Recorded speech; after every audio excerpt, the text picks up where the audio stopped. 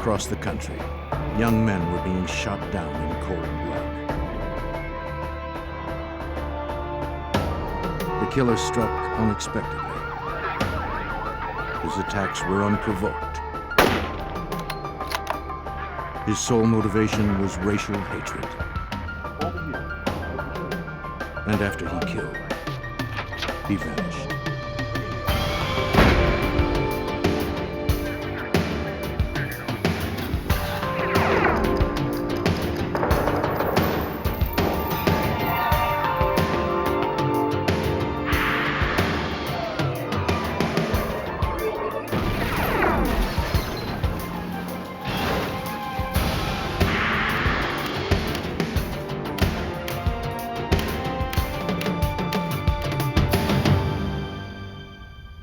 When a sniper in Utah started targeting African-American men for death, authorities launched a massive investigation. With scant clues and no witnesses, they found the odds stacked against them, and they had no idea where the killer would strike next. I'm Jim Calstrom, former head of the FBI's New York office. Civil rights violations fall under federal jurisdiction, so the killings become the FBI's business. The investigation soon grew into a nationwide manhunt for a roving serial killer.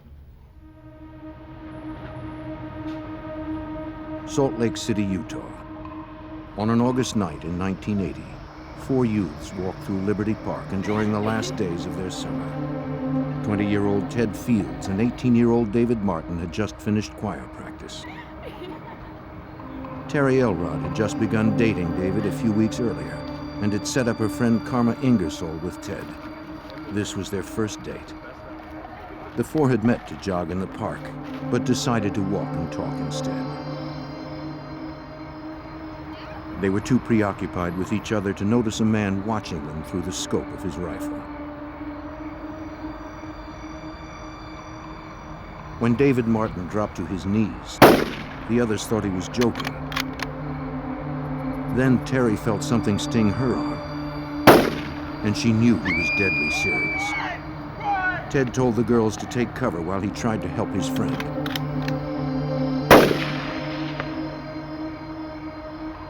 Then he too was shot down.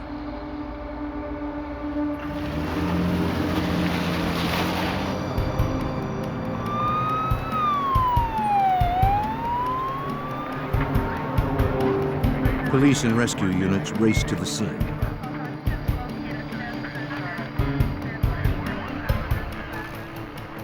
David Martin, barely alive, was rushed to the hospital, but died hours later of 3 gunshot wounds. Ted Fields, the son of a police chaplain, was dead.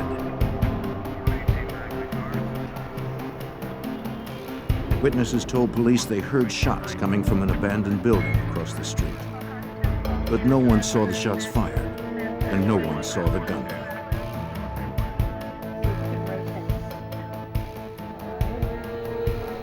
Detectives spoke with Terry Elrod at the nearby trauma center where she was being treated for her wound. She was still badly shaken, but told investigators what she could recall. When she and her friends reached the intersection, she thought she heard firecrackers.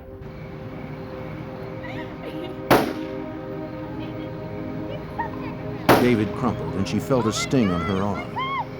She saw blood, then realized that David was seriously wounded. As she told her story, she recalled something that had happened a few minutes before the shooting. The group was almost hit by a car traveling the wrong way down a one-way street.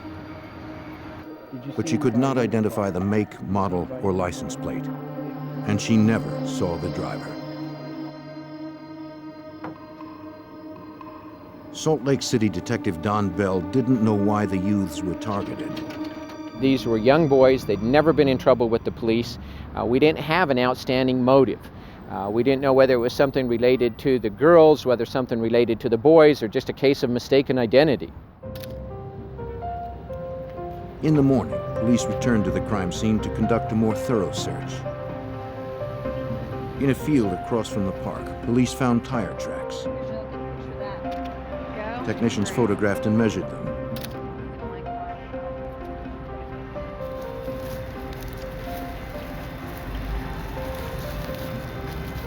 Close to the tracks, police recovered 6 bullet casings. Witnesses said they had heard the gunfire coming from the abandoned building. Now detectives believed that what they heard were the echoes. The shooter had apparently hidden in the bushes, lying in wait for the foursome to walk into range.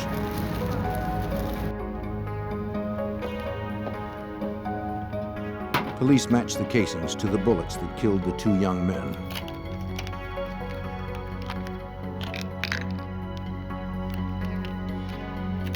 They sent the evidence to the FBI ballistics lab in Washington, D.C. to determine the type of gun the assassin used.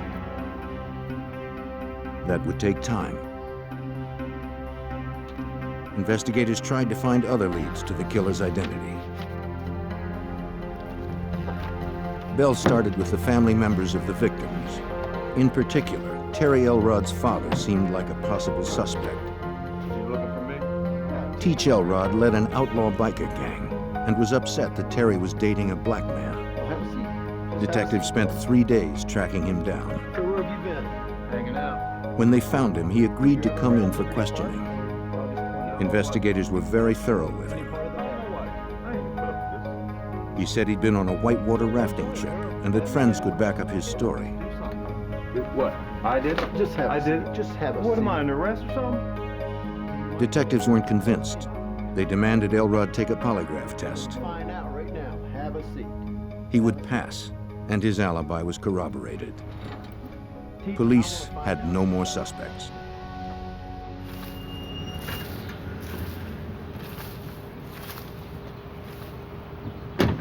They returned to the Liberty Park crime scene to canvass the neighborhood. One resident, Gary Spicer, told investigators he had seen something suspicious earlier that evening. A car had parked close to his home, and he went out to investigate. Hey! Yo, buddy! He saw a man packing Yo, man, or what are you doing unpacking here? something in the trunk. What are you doing? What are you doing in my neighborhood? Spicer asked what he was doing, but the stranger simply shut the trunk and drove away. Spicer didn't see his face, but told investigators that he was a slender white man.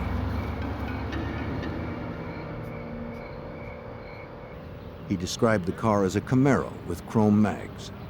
Yeah. Detectives thought the information was promising, since the car was parked close to where they had earlier found the tire tracks.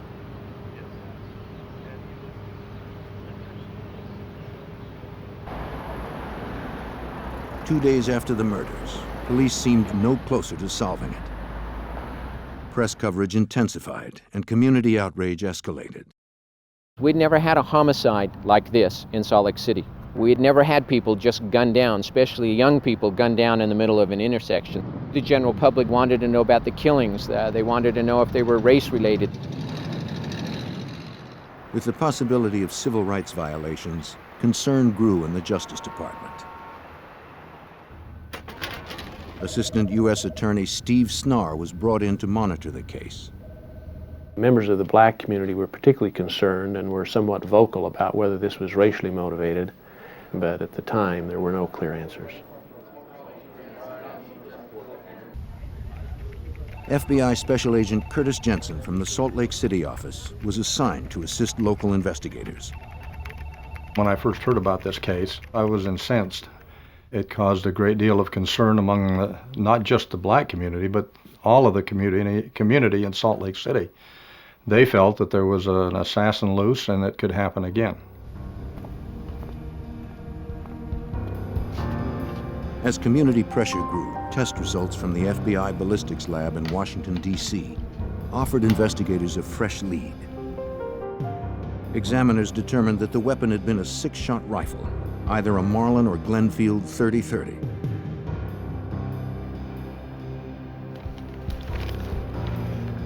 After searching gun shops and classified ads for recent purchases, investigators assembled 150 weapons that matched the description.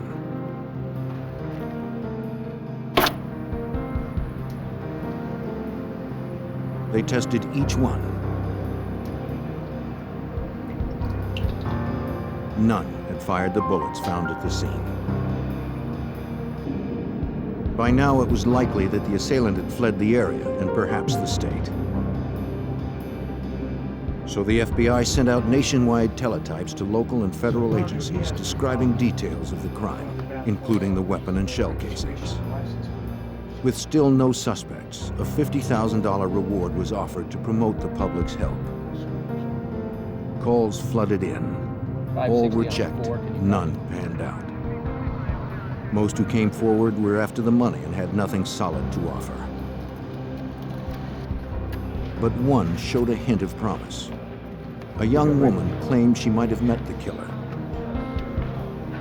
She identified herself as Mickey, a part-time prostitute. She was reluctant to talk to police until Detective Bell assured her she wouldn't be charged if she came in for an interview. She was actually a struggling college student, and so she would go out 2 days a week and work on one of the streets that a lot of the prostitutes worked on. She told the detective about a man she had met sometime in August, close to the time of the killings. Mickey was walking down the street when a man in a Camaro pulled up and asked if she wanted to party. She hadn't planned on turning any tricks that day, so she said no. He said he'd make it worth her while. She relented since she needed the money and the man didn't seem threatening. He spoke with a southern accent and introduced himself as Bill Hagman. He drove her to the Regal Inn Motel. Just getting ready to go. In the room, Mickey noticed that Hagman had weapons. She described 2 long guns that stood in the corner and 1 silver handgun. Hagman didn't talk about them, and Mickey was afraid to ask. She also said that the man had tattoos on both arms. On his left forearm was an American eagle, on the right, the Grim Reaper.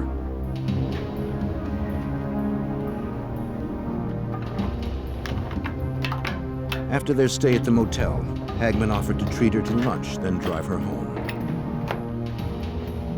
At an intersection on the way to the restaurant, he pulled out his handgun and said something she would never forget. What's with this guy? He explained that he was a contract hitman for the Ku Klux Klan and said, "Do you want me to kill those niggers?" She says, "Put the gun away." She was very concerned about what he was going to do. He then says, "It's real easy. I've done work like this before. You just walk up, you shoot them, you walk on. Everybody's concerned with them falling. No one pays any attention to you." Mickey was terrified, but was able to talk him out of killing the pedestrian. Afterward, Hagman dropped her at her apartment, where he briefly met her roommate. Bell wondered if Mickey was reliable, or just another false witness looking for the reward money. Even if her story was true, Hagman's role in the case was unclear. Did it have anything to do with our killing, or was this just a bad guy that was blowing through town and trying to, make this part-time hooker be impressed with his ability of being a hitman or something? If Mickey could identify the long guns she saw in the motel room, her story would have more weight, especially if she identified them as either a Glenfield or Marlin rifle, which the FBI had determined to be the murder weapon. Mickey told Bell she didn't know much about firearms and didn't look at the weapons for very long. All right, if I had to pick, The detective insisted she try. But the guns she chose from the photos didn't match either murder weapon. Mickey's story seemed like another dead end. Despite his doubts, Bell made an appointment for her and her roommate to come back and work with a police sketch artist. Meanwhile, investigators continued to pursue the hundreds of leads that poured in. Public pressure was mounting. The community feared that the sniper could strike again, and police didn't know that he already had.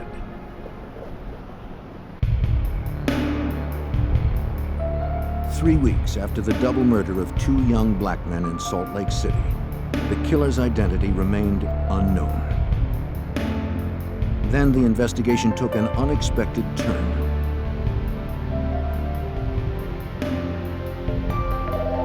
Local authorities received a response to the national telex sent by the FBI. Police in Cincinnati were investigating a similar unsolved double murder that happened 2 months earlier. On a late evening in June 1980, 13-year-old Dante Brown and 14-year-old Darrell Lane walked to the candy store close to their homes. They never saw the man watching them. Danger struck quickly. They didn't have a chance.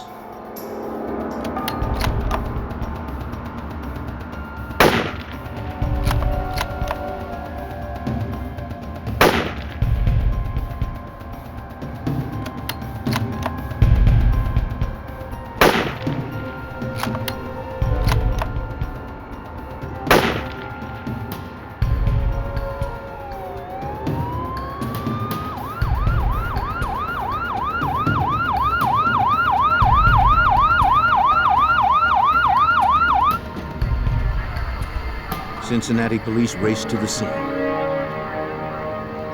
They found Darrell Lane dead. Dante was still alive, but in serious condition. Both boys had been shot twice. Just got here, just tied it off. Officers talked to onlookers, hoping someone had seen something, but no one had. Detective Mike O'Brien of the Cincinnati Police recalls that the coroner provided investigators with their first clue. The coroner responded to the scene, and he had already performed a post-mortem examination on one of the young men and was able to tell the trajectory and the direction the shots were fired in. The coroner pointed them towards the train trestle 75 feet away.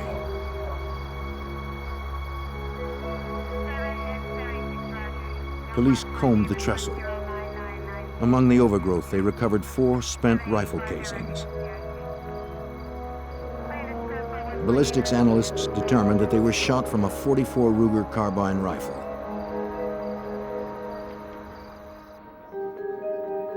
Months had passed since the double murder in Cincinnati, and detectives had no suspects. No one knew why someone would want to kill the teenagers. This wasn't the typical homicide. When you have 2 children, 13, 14-year-old children that are shot, sniper-style shooting with no clear motive, 2 children on their way to a candy store. It obviously had the city and the neighborhood in an uproar. When O'Brien heard about the Salt Lake City sniper, he invited the detectives to Cincinnati to compare the cases more closely.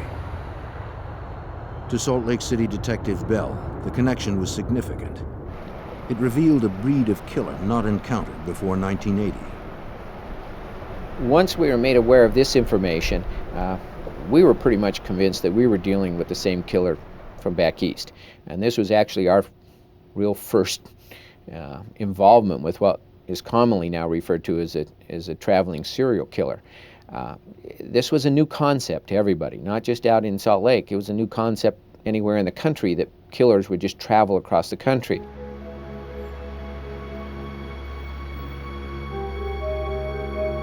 While police from both states met in Cincinnati to search for answers, Detective Bell in Salt Lake City followed up on the slim lead from the prostitute named Mickey. She told him that she'd spent time with a man named Bill Hagman at the Regal Inn Motel. He carried guns and drove a Camaro like one described by witnesses close to the crime scene. At the motel, Bell found a registration card signed by Hagman and dated August 16th, 4 days before the murders. The address Hagman listed was in Kentucky. We had the FBI run the name through their entire database. They had nothing on that name. So we felt fairly confident that everything he'd put on this registration slip was fraudulent. FBI labs in Washington, D.C. dusted the card for latent fingerprints, but found none. They also analyzed Hagman's handwriting and noted some unique characteristics that would make it easy to identify. They had no proof he was the killer, but he was the only lead they had.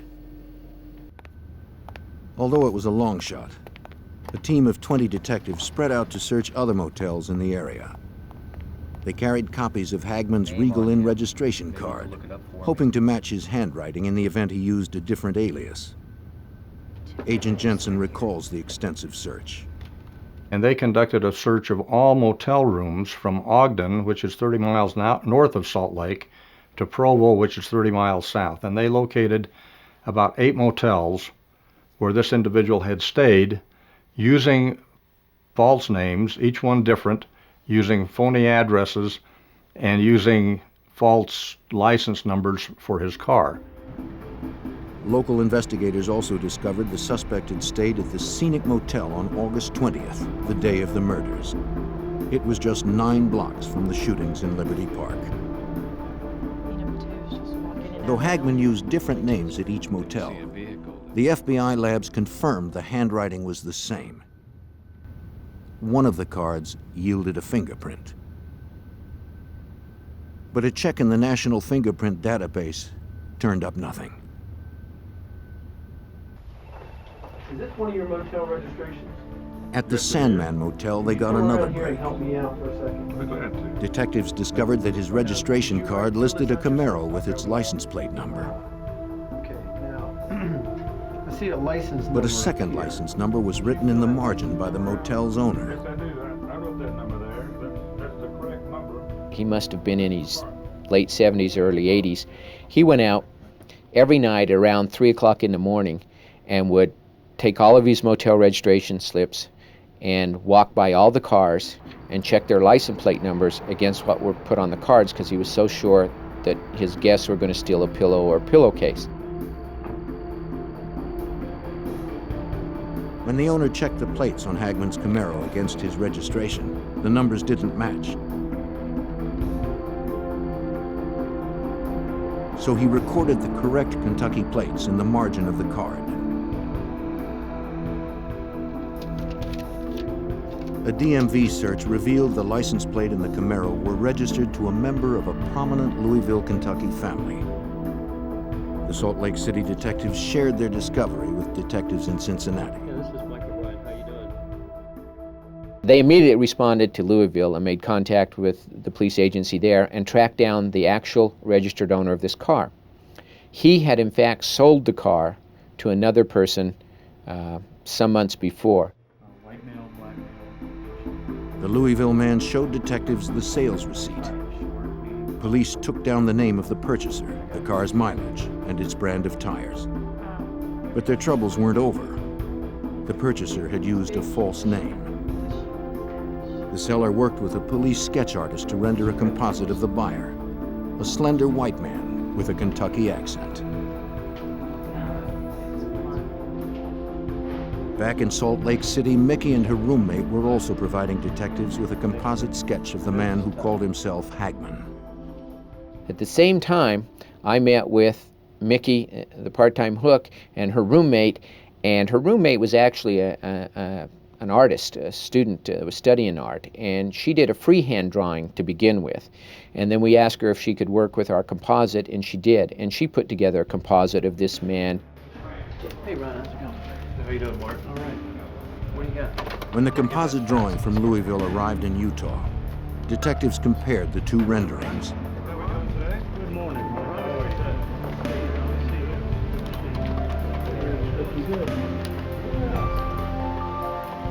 They were remarkably similar. Investigators now had the face of the suspected serial killer. Investigators hunted a serial killer who had murdered 2 young African Americans in Cincinnati and 2 more in Salt Lake City. They now had a sketch of their suspect, but lead detective Don Bell still had no name and no hard evidence connecting him with the murders. We didn't have anything to charge him with. However, we did find a motel that he stayed here in Salt Lake for 2 nights. Since he left without paying, we immediately applied for a warrant, which was granted, and we charged him with defrauding an innkeeper or failure to pay. We issued that warrant under every single name that had been found on every single motel registration card.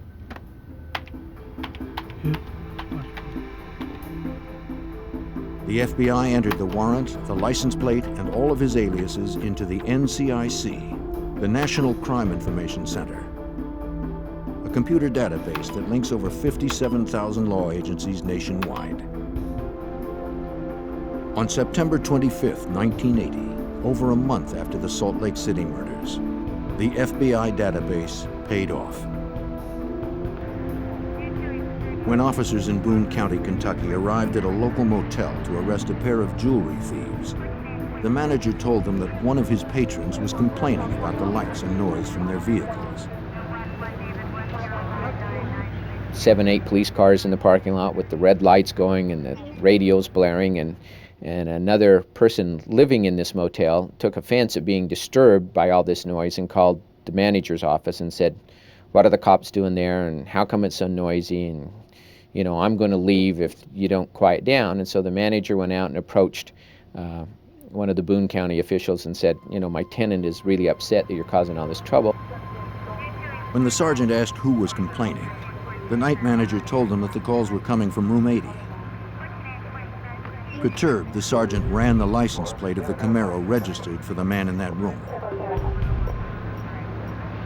The computer check, tied into the FBI database, turned up the warrant from Utah. Boone County sheriffs went to room 80. A slender, white male with a southern accent answered the door. Inside, officers saw 2 shotguns on the bed. They cuffed him and brought him in for questioning. This time, the fugitive registered with his real name, Joseph Paul Franklin. They notified Salt Lake City investigators that they had their man. Detective Bell and his colleague were on the next plane to Kentucky. But when they arrived, Boone County sheriffs had alarming news. The fugitive had escaped from his low-security room. At some time during the interview, the detective briefly leaves the room to get something to drink for this subject and himself, and it's at that point that this individual makes his escape out the window and is gone. Investigators still held his Camaro, his weapons, and wallet containing his driver's license and photo. Salt Lake City Detective Bell recalled how closely the photo matched the 2 composites. Looking at that license, it was almost eerie. It almost looked like that the composite that had been built in Kentucky and the composite that I built out here in Salt Lake, that we had done it using Joseph Paul Franklin's driver's license. The suspected serial killer was still 1 step ahead. The FBI issued a federal warrant for unlawful flight to avoid prosecution. Investigators hoped the resources of the FBI could stop the killer before he struck again. The fugitive's face and description flooded the media nationwide. Agent Jensen spearheaded the manhunt for the FBI. He was almost immediately put on the 10 most wanted list because of the notoriety and because of the seriousness of the crime, the fact that he was a suspect not only in this crime, but in the assassination of a number of black people all across the United States. These were cases that hadn't been solved. To make the most wanted fugitives list, Franklin's file was reviewed among hundreds of others. Special agents at FBI headquarters decide the 10 most wanted based on a suspect's immediate danger to society, that the suspect won't stop killing until he's caught. News of the killer's escape brought a flurry of sightings, including one from a Kentucky teenager. He said a man had offered him $100 to take him across the river to a shopping mall in Cincinnati. Investigators swarmed the mall to interview anyone who thought they'd seen him. They discovered the suspected serial killer had purchased new clothes and had his hair cut and dyed.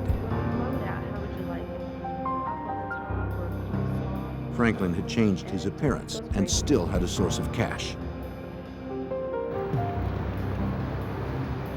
Back in Kentucky, evidence technicians scoured the Camaro for clues.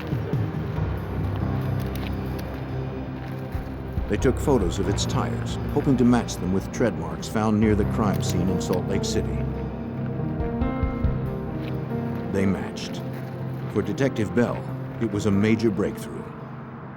The tires were sort of a new prototype that were only being released east of the Mississippi. So for tires to show in a dirt field in Salt Lake City, they would have had to have been purchased at that time east of the Mississippi that placed that car with that man in our city.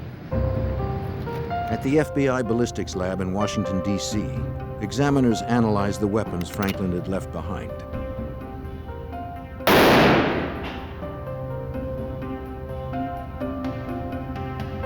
They hoped to determine that one of the guns was the murder weapon.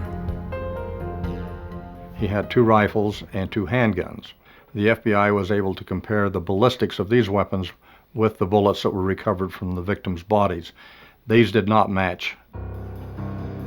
The FBI also searched the NCIC database for criminal records and outstanding warrants for Joseph Paul Franklin. They discovered that Franklin had legally changed his name. Have some more information. What do you got? His birth name was James Clayton Vaughn. The information allowed investigators to dig more deeply into his past. Yep. Joseph Paul Franklin, a suspected serial killer targeting African-American men, had escaped from police in Kentucky and was still on the run. The FBI had determined that he changed his name from James Clayton Vaughn. Agents and local detectives traced his history to his hometown in Birdtown, Alabama. They spoke with people who knew him. For Cincinnati detective Mike O'Brien, a clearer picture of the fugitive started to emerge. Birdtown is described as basically one side of the track is black and the other side is white. And so there was a lot of racial tension in his upbringing. There was a lot of problems between whites and blacks in that area. His mother had relatives that had been in World War II on the side of Nazi Germany.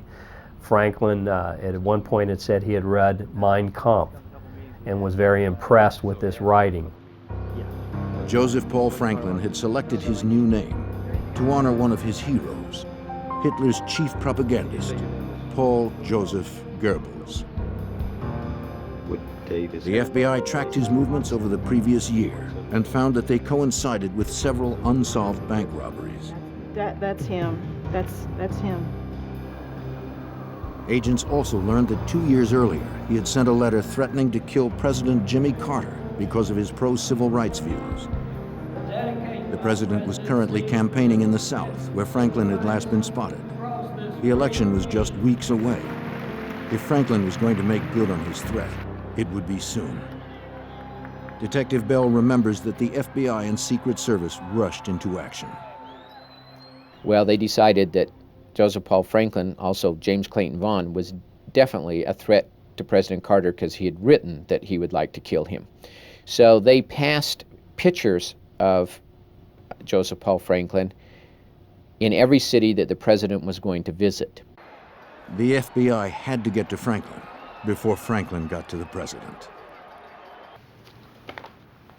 We were able to, through contacting his friends, determine that during the process of his flight, he was selling his blood plasma to obtain money to live on. And as a result of that, we sent bulletins out to all of the blood plasma centers in the southeastern part of the United States.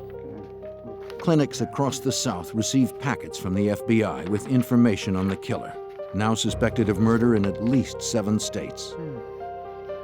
Miss Jackson, are you okay? I'm just so dizzy. Okay, well, lay down there for a minute. It's going to take just a few minutes to... On October 28th, Franklin entered a clinic in the Tampa area to sell his plasma. The technician prepping him recognized the tattoos from the FBI packet, the Grim Reaper and the American Eagle. Is this your first time giving blood? Oh my gosh, I'm so dizzy. Yeah. Franklin figured selling his blood was safer than robbery for a man on the run. I do it all the time. He was wrong. There is? The technician phoned the number the FBI provided. Yeah, okay, great. I'll keep him busy. Federal agents surrounded the clinic and moved in to arrest Franklin. This time, There would be no mistakes. Straight. You have the right to remain silent. The killer went quietly without a fight.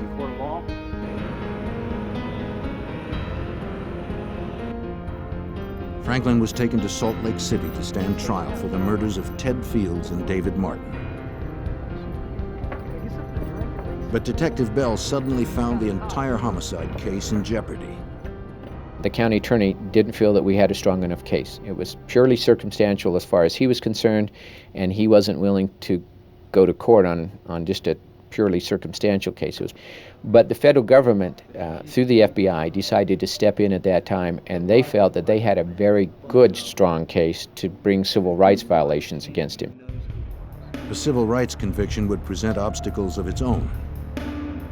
Prosecutors would have to prove not only that he had committed the homicides in Utah, but that he was motivated out of racial hatred. The FBI held suspected serial killer Joseph Paul Franklin in Salt Lake City, while federal prosecutors built a case to prove his murders were racially motivated. Agents re-interviewed his associates, family, and 2 ex-wives in order to get a clearer picture of Franklin's racial beliefs. Agent Jensen sent his team to Franklin's hometown of Birdtown, Alabama.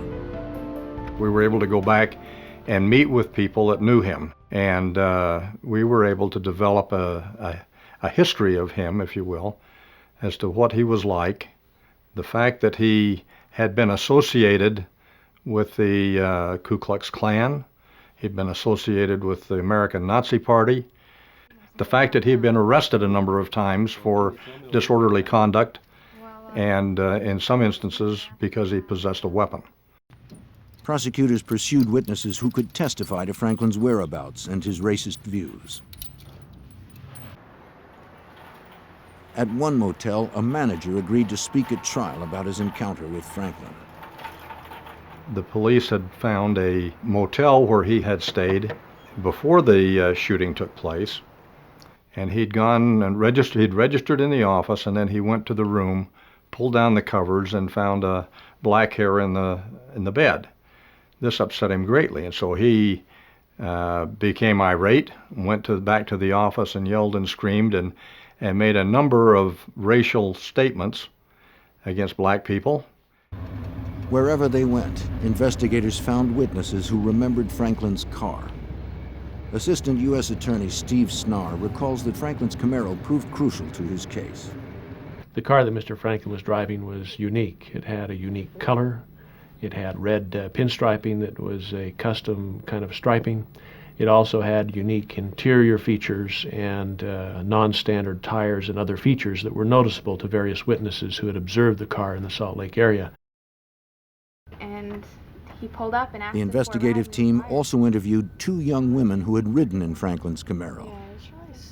We came up with 2 girls, a lady by the name of Sandra and another one by the name of Rhonda, who actually at 4 o'clock, 4:30, 4:45 on the day of the killing, were hitchhiking a couple of blocks away from the park. This man in the Camaro picked them up, and they needed to get to the downtown bank to deposit their paycheck before it closed at 5. As they got in the car, Franklin asked them if black people hung out in the park. One of the girls, who was dating a black man, said yes. Before he dropped them off, he handed them printed cards that said, "Take off your clothes." Bell sent the cards to the FBI lab, and examiners were able to conclusively match them to similar cards found in the glove compartment of Franklin's Camaro. The timing of the women's story was also compelling. They actually saw him again that night, a block and a half away from the park at 8:30. So little by little, we're putting him almost in the park at the same time the victims were.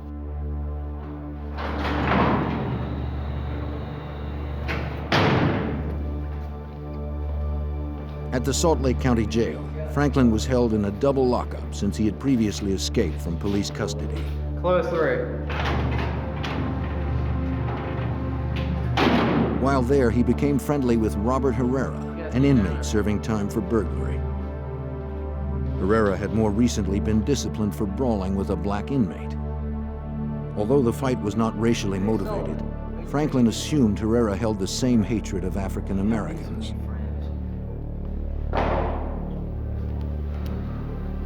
He looked to Herrera as a confidant. Agent Jensen recalls the importance of this relationship. He told Herrera, he confessed to Herrera that he had shot the two joggers in Salt Lake City, and also confessed to a homicide in Oklahoma City. Herrera arranged a meeting with the FBI and local investigators. He had a proposition for them. How's it going? Herrera would become a federal witness against Franklin if the state would guarantee his early release. Franklin told Herrera why he shot the couples in Liberty Park. He said he believed people of different races should never mix. When Franklin saw the black men walking with white girls in the park, he felt they should die. Investigators were not convinced they could trust Herrera. A confession to a convict would not ensure a successful prosecution. You know, we've got one phone for two people. We have to coordinate out here too.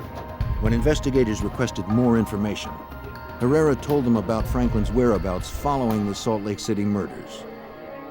Well, I can tell you what he did after the shootings. He did the shootings, he left here, he went north to a town north of Salt Lake, Ogden. He took the freeway across Nevada through Winnemucca, Battle Mountain, Reno, and into San Francisco, and he sold the rifle that he killed the kids at a flea market outside of the Bay Area. Agents and local investigators needed to confirm Herrera's story. If they could find the rifle Franklin had used in Liberty Park, investigators would have the piece they were missing. Detective Bell sent his team to the flea market outside San Francisco. They interviewed gun dealers and other witnesses. So they saturated the flea market, and they did come up with witnesses who remembered Joseph Paul Franklin and remembered that he was selling guns. But we could never find the gun. Even without the weapon, Herrera's story was confirmed. Franklin's movements following the murders would be critical for the prosecution. Well, this was pretty good information because we'd never been able, the FBI, ourselves, no one had ever been able to find out where Mr. Franklin had gone after doing the killing. After agents corroborated his story, they met with Herrera again. He told investigators about other crimes Franklin confessed to. Franklin admitted shooting Hustler publisher Larry Flint, crippling him in 1977 for portraying black men with white women in his magazine. Franklin also said he shot Vernon Jordan, the president of the National Urban League, in May of 1980. Federal prosecutors felt they had enough to bring the civil rights case to trial. Well, the prosecution was an involved prosecution involving 65 witnesses and approximately 100 different exhibits. However, we managed to expedite the case and move things along in telling our story and recreating the actions and things that took place. The trial lasted 5.5 days and we were done. The jury deliberated just 5 hours, finding Joseph Paul Franklin guilty of the federal civil rights violations. The judge sentenced him to 2 life terms. Franklin was furious that he was going to prison for the rest of his life, but more so because an African-American prosecutor helped put him there.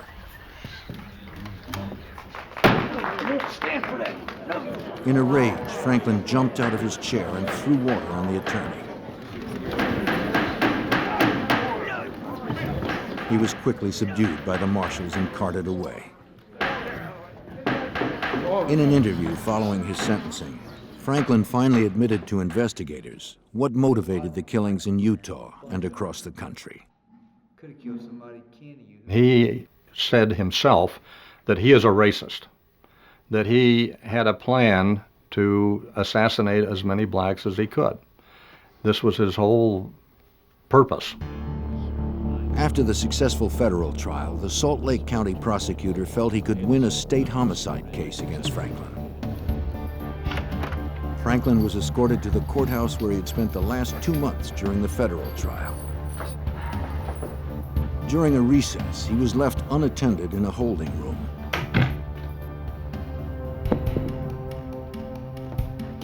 Before the court officer returned, he freed himself and pried the door off its hinges.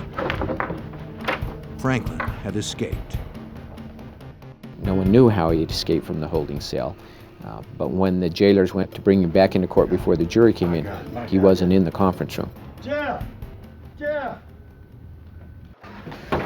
It looked as if Joseph Paul Franklin was free once again to continue his path of terror. The elevator was his only way out, and only operable with a guard's key. But a marshal found the control panel dismantled. Franklin had hotwired it using only a dime and a paper clip. He was able to take the plate off the elevator, the prisoner elevator, and strip the wires and call the elevator to that floor. And then he disappeared. Police closed off the streets as jailers searched the courthouse for the fugitive. The rest of us, we immediately put out an area-wide alert that this man had escaped, and we brought every available officer there was scouring the downtown area. At the same time, the jailer decided that maybe he noticed that the top panel on the elevator had been loosened. So he climbed up on top of the elevator and noticed some movement in the dust and thought, well, somehow he's in this building. So that particular jailer started crawling every single air duct in the courthouse. He found him. Franklin scurried like a rat in the ductwork, always remaining out of his reach. But when Franklin came to the end of the duct, a second guard was waiting. Got your bracelets right here. Well. He was back in custody within an hour. That's it. Get him out of here. We cleaned him off and combed his hair and brought him back in. And the jury was none the wiser. They just got an extra hour for lunch. Over his next 17 years in prison, Franklin confessed to 16 murders in 8 states. In all that time, he never admitted to the double homicide in Cincinnati. Detective Mike O'Brien never gave up. He continued to build his case, hoping to convict Franklin of the Cincinnati murders.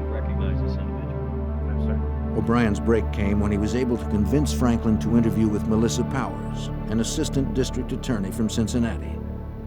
The minute that Mr. Franklin walked in the room and sat down, and Miss Powers introduced herself, told him who she was, why she was there, he said, "You know, I did it. I killed those 2 kids in Cincinnati." Immediately, as he sat down, which was what I've been trying to get him to do for some 17 years, he did in a matter of about 30 seconds. In 1998, Franklin received 2 more life sentences for the Cincinnati murders. In Missouri, he was sentenced to death for 2 others. Franklin would never have another opportunity to escape. Detective Don Bell remained haunted by Franklin's rampage of violence. I don't understand this type of killer, that he would actually just take a complete stranger, and because of their race and who they were standing by or talking to, he would feel it necessary to kill him. He's one of those few people that I just have absolutely no explanation for, and it's still hard for me to understand. For the families of Franklin's victims, peace had finally come. Franklin would never be free to kill again.